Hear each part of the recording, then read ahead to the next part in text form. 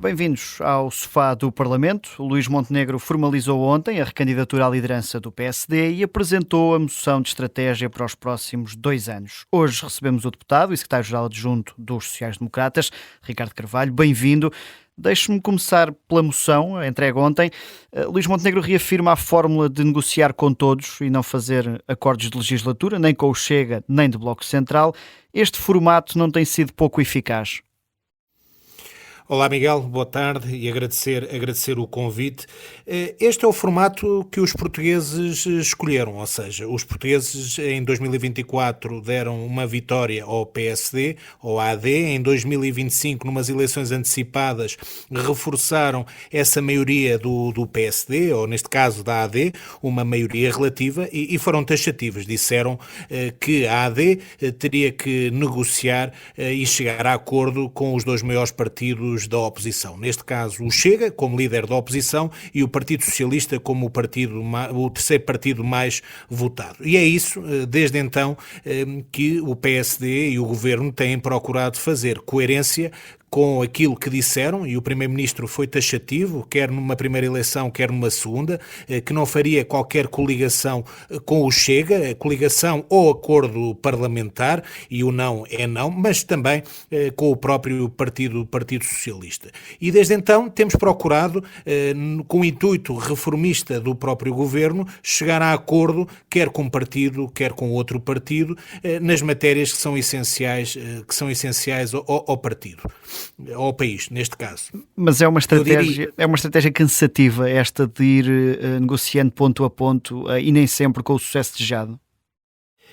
É uma estratégia, diria eu, que dá trabalho, mas é a vontade dos portugueses, mas sobretudo, mais do que trabalho, é uma coerência desde a primeira hora. Ou seja, nós temos tentado chegar a acordo, quer com o Chega, quer com o Partido Socialista, em diversas matérias. Tem sido possível, foi possível chegar a acordo no orçamento, foi possível chegar a acordo noutras matérias, recentemente no mecenato, recentemente no regime geral das instituições de ensino superior.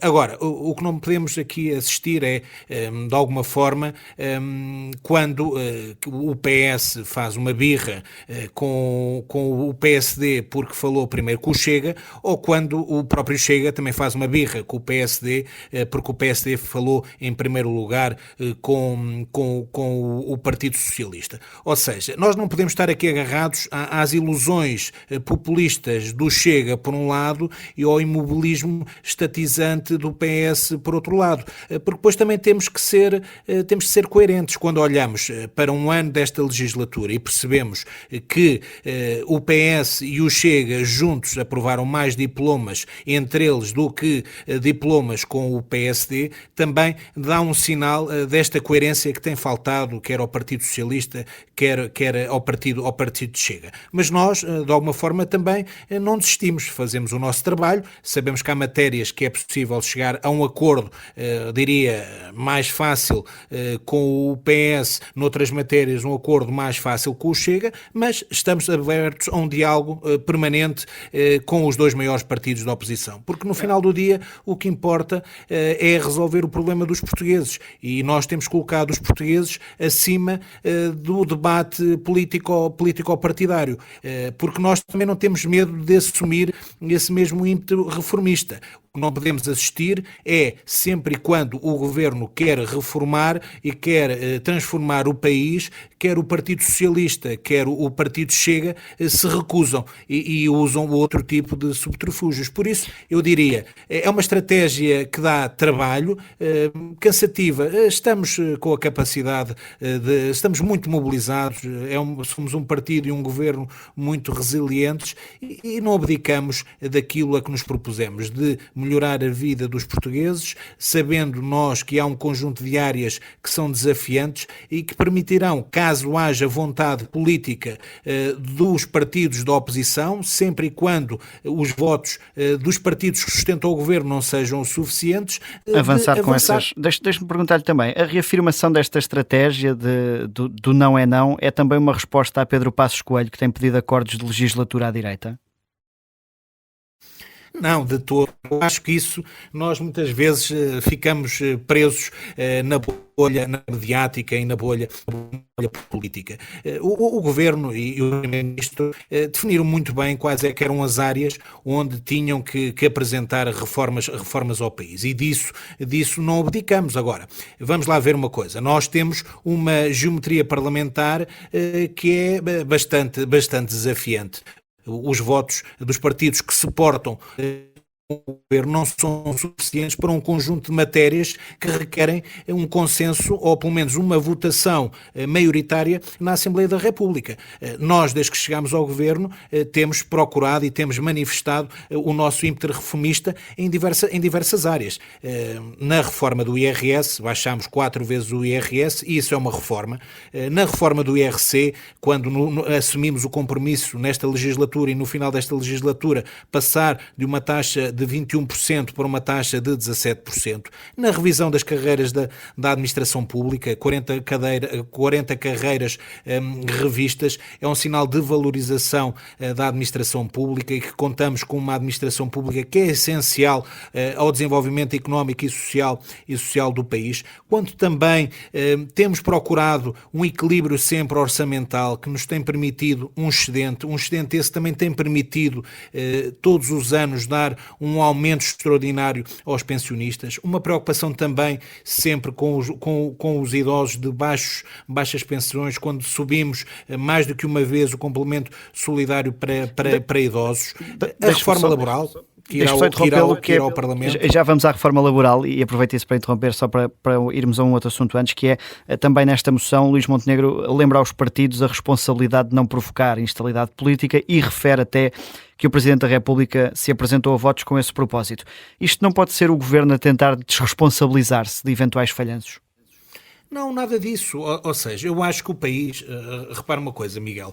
Nós tivemos uma primeira eleição em 2024, a oposição precipitou as eleições ainda 11 meses depois do governo ter iniciado funções. Nós temos um período de governação até 2029, que é um período que deve ser respeitado. Os portugueses, de uma maneira geral, estão cansados de eleições. Tivemos várias eleições, ainda agora recentemente tivemos eleições autárquicas, depois tivemos eleições presidenciais. O país hoje tem uma estabilidade política, tem um governo maioritário, apesar de não ter maioria absoluta, é uma maioria relativa, uma maioria que foi reforçada no espaço de um ano. Por isso, eu diria que o que cabe aos partidos da oposição é fazerem uma oposição construtiva, respeitando as diferenças que ambos os partidos, ou neste caso, que as diferenças que separam o governo, os partidos que suportam o governo, o PS e o Chega, cabe, quer um partido da oposição, quer o outro, fazer uma oposição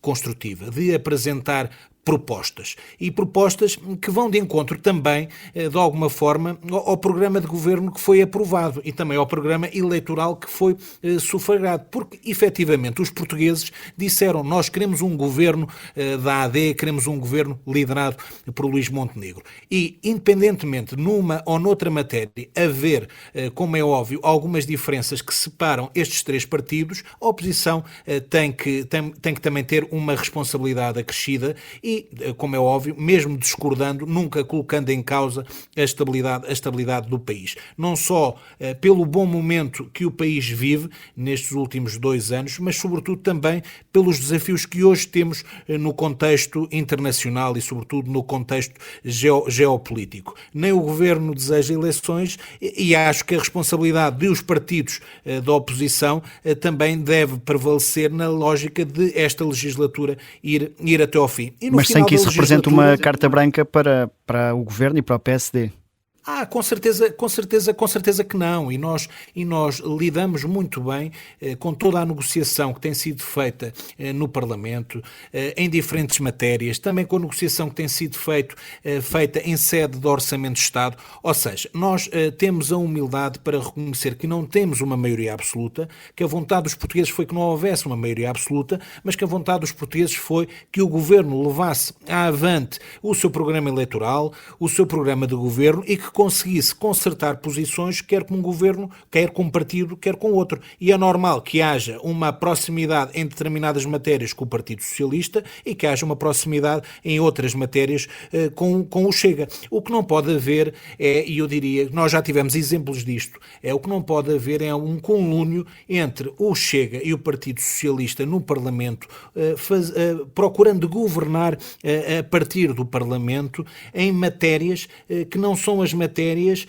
em que o Governo está de acordo ou, sobretudo, em matérias que são contrárias ao próprio programa de Governo. E nós já assistimos isso nas portagens, já assistimos isso no subsídio de mobilidade e que depois acresce, sobretudo, também aqui alguma irresponsabilidade, que é a irresponsabilidade no que diz respeito a assumir um conjunto de encargos que colocam em causa a estabilidade orçamental e que retiram margem ao Governo para executar o seu programa. E nesta é isso que temos assistido. Nesta questão do compromisso da oposição, não seria mais eficaz para o Governo levar as propostas ao Parlamento e forçar a oposição a comprometer-se? Eu acho que a oposição, repare, eu não colocaria a questão, entendendo a questão, não colocaria a questão nesses moldes. Mas nós, por exemplo, agora na reforma da lei laboral, quer dizer, nós vamos perceber efetivamente quais é que são os contributos, quer do Partido Socialista, quer do Partido Chega. Acho que hoje em dia ninguém tem dúvidas que o país necessita de uma reforma laboral. Nós temos de ter um mercado laboral mais competitivo. Se queremos ter melhores salários, se queremos gerar mais emprego e emprego de maior qualificação, nós temos que ter uma reforma laboral. E basta olhar para os indicadores. Ou seja, nós hoje temos uma produtividade de 28% abaixo da média europeia, temos salários 35% abaixo da média europeia e temos uma das duas legislações laborais mais flexível. Não tendo sido possível chegar a um acordo ao nível da concertação social, porque um dos parceiros recusou-se a chegar a esse mesmo acordo, vamos para uma fase de discussão em sede de Parlamento. E aí vai ser muito interessante perceber quais é que são as posições, e mais do que as posições, eu diria, quais é que são as reais propostas, quer do Partido Socialista, quer do Partido Chega, para uma reforma da lei laboral. Se é que estes partidos, quer um, quer outro, acham efetivamente que nós necessitamos de uma reforma laboral. O Governo acha. Os indicadores que acabei de partilhar consigo também demonstram isso. Agora, mas a oposição vai ser um momento importante para clarificar posições. A oposição tem dito que não há essa necessidade e que o Governo nem sequer o anunciou no programa eleitoral. A minha pergunta é como é que este pacote laboral pode sobreviver depois de ter sido rejeitado pela concertação e de estar a ser muito criticado pelos partidos. Ele não está condenado já?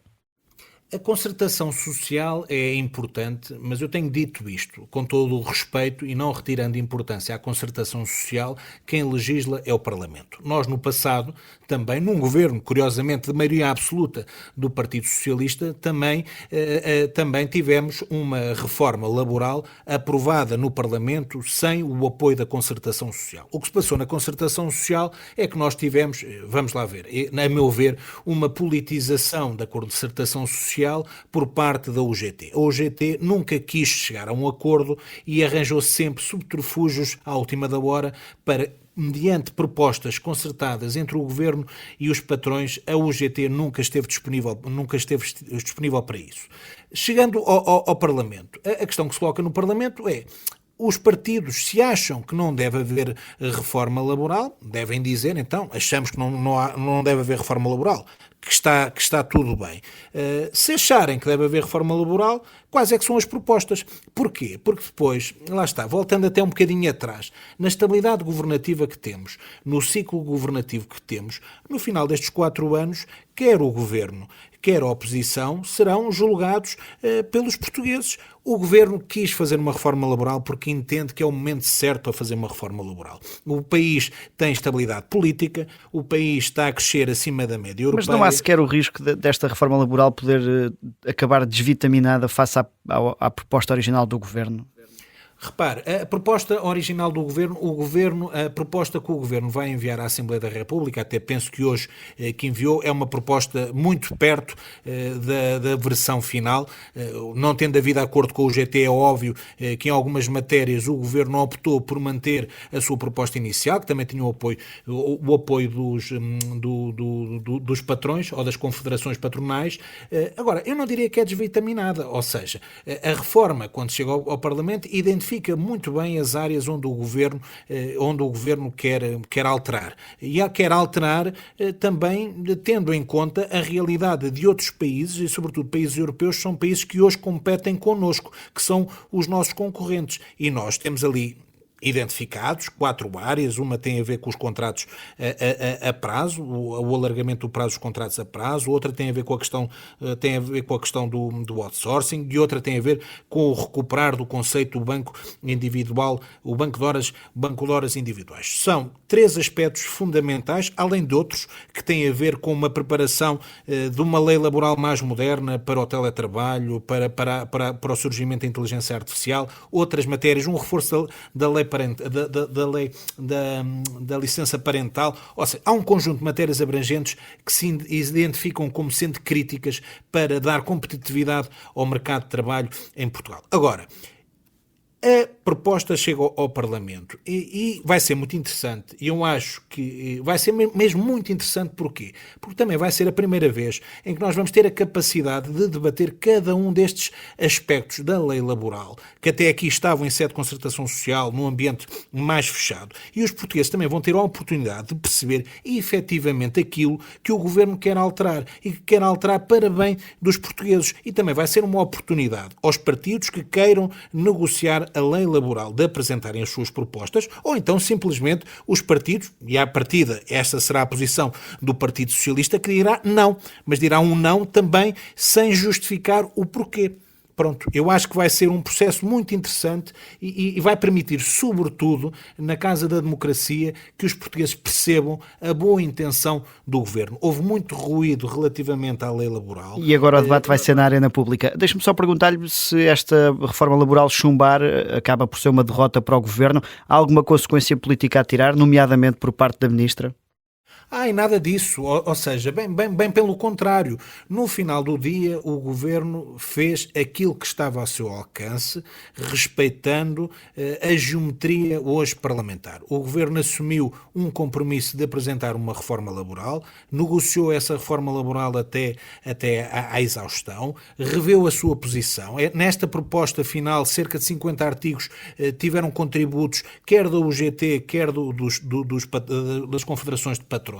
Não foi possível chegar a um consenso generalizado. O Governo negociará e estará aberto a negociações e a revisão das suas propostas em sede de Parlamento, ouvindo todos os partidos. Agora, se os partidos acharem que não devem votar, se acharem que não faz sentido uma reforma laboral, será uma decisão dos próprios partidos e vinculará os próprios partidos. Agora, e o Governo fica com a vitória de ter tentado. Não digam que o Governo não tem ímpeto reformista, porque isto é aquela velha história. As reformas são sempre boas desde que não me toquem a mim, ou sejam boas no quintal do vizinho e não no meu quintal. O que eu acho mais importante aqui a dizer é: o país necessita de um conjunto de reformas. A área laboral é uma delas. O Governo está a fazer o seu trabalho. Agora, nós, se queremos mudar as coisas no país, se queremos melhorar a condição dos portugueses, se queremos tornar o país um país mais competitivo, temos que fazer algo diferente, porque as mesmas medidas ou as mesmas políticas darão sempre os mesmos resultados. Ou temos a audácia, o engenho e também temos a ambição de fazer diferente e ir mais além, e queremos ter uma ambição de ser um país tão ou mais competitivo que os outros países que têm reformas laborais ou que têm sistemas laborais ou legislações laborais mais flexíveis que o nosso e que competem connosco, ou então não vamos conseguir transformar o país. E nós viemos para transformar o país, para dar um futuro aos portugueses e para dar um futuro às novas gerações. Ricardo Carvalho, nós temos sempre aqui uma pergunta final a que chamamos defesa da honra. Cada palavra para que efeito? Para a defesa da honra, Sr. Presidente. Uma sondagem conhecida ontem continua a dar o PS à frente do PSD, embora com curta margem. Com estas sondagens, com estes números, não é um bocadinho irreal Luís Montenegro falar no objetivo de uma maioria absoluta, como falou ontem? Sondagens são sondagens e as sondagens são fotografias do momento. O que nos move é um projeto político há 3 anos neste cenário até ao final da legislatura. A ambição de ter uma maioria absoluta é uma ambição que é legítima, que dá mais responsabilidade a quem governa, que dá mais responsabilidade aos partidos que suportam o governo e mostra, sobretudo, a ambição de querer transformar o país. No final deste ciclo, desta legislatura, os portugueses serão soberanos e eu espero que os portugueses julguem não só o governo, mas que julguem os partidos agora da oposição. Agora, estou certo que no final deste ciclo, se nós conseguirmos implementar um conjunto de transformações que o país necessita e que melhorará a vida de todos os portugueses, essa maioria absoluta provavelmente pode ser uma realidade. Temos que ter ambição e também ambição política. Obrigado, Ricardo Carvalho, pela disponibilidade. Eu sou o Miguel Viterbo Dias, o Sofá do Parlamento regressa na próxima semana.